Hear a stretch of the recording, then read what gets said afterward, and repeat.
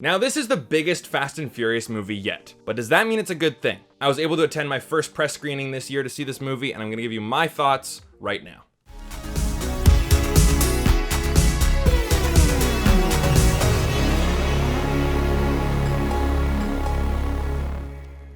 Hey everybody, welcome back to the channel. My name is Brandon, aka the BrandoCritic. Thank you guys so much for being here. If it's your first time here though, make sure you hit that like and subscribe button. I appreciate all the support, and make sure you check out my partners at Movie Scene Canada as well. Their link will be in the description box below. But Fast and Furious 9, or F9, or F9 the Fast Saga, you know what movie I'm talking about. This movie is one of the most self-indulgent, bloated, dumb, corny, action-packed, yet still extremely boring movies I've ever seen. I think I hated it. I'm gonna be honest, I think I hated this movie. Now, in the beginning, I said that this is the biggest Fast and Furious movie yet. I'm not lying. This movie is massive. But people will come out of this movie and say, oh, this movie was so unrealistic. To them, I say, have you ever seen a Fast and Furious film? They are no longer about drag racing. They're not even heist films anymore. They are superhero films. Just straight up superhero films. Now, in this movie, we do get crazy stunts, action-packed car chases, and just a ton of shit blowing up. And I will admit that sometimes seeing that stuff on screen is entertaining to see, right? Like, we all like to see stuff blow up. But there's a certain point where, you know, my eyes just glazed over and it became almost numbing. And I've heard the excuse for years, oh, I don't go to these movies for the story, I just want to see shit blow up. And I've used that excuse many times. But honestly, I think that excuse has finally run its course, because to a certain extent, you really do need to care about what's going on in the story. That excuse can only get you so far. So when our characters don't get a single scratch on them or any injuries, or are surviving these absolutely ludicrous, no pun intended, action sequences, where even my suspension for disbelief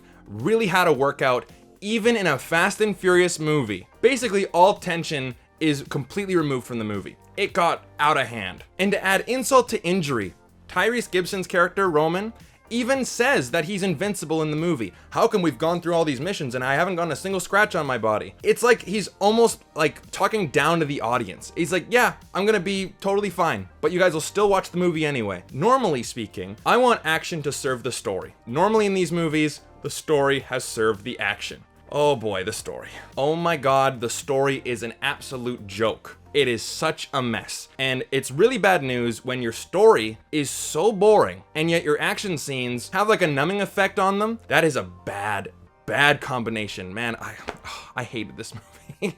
Not only did we focus on storylines that I felt were completely unnecessary, and if you guys saw from the trailer, you know, Han's back, but their whole explanation for why that is, right, it gets tied into the MacGuffin of the story. I just didn't buy it. I didn't care. And I'm like, how much farther back can we go? How many characters do we have to resurrect? And the pacing was very slow, but the main storyline is with John Cena, Dom's brother.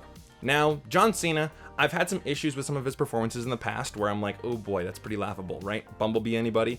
But honestly here, I thought he had a good performance for a Fast and Furious movie. But his storyline, what he's doing, why he's doing it, and how he's going to achieve it, oh, it's so laughable. I was laughing out loud many times in the theater. That is a very bad sign. I was laughing because I'm like, these guys are taking this movie so seriously, as opposed to playing it tongue-in-cheek. And honestly, if we played it tongue-in-cheek and they were kind of self-aware, I would be okay with this, because I'm like, okay, this movie is basically just the equivalent of a 7-year-old with cars just going and really that's what the franchise is. But you know, along the way, I feel like this franchise takes itself way too seriously. And maybe that's because the audience takes it seriously. And again, guys, if you love these movies, no harm, no foul. But when we have the characters in this movie trying to act like this is the most important stuff ever and playing it completely straight and serious, it's the dumbest shit.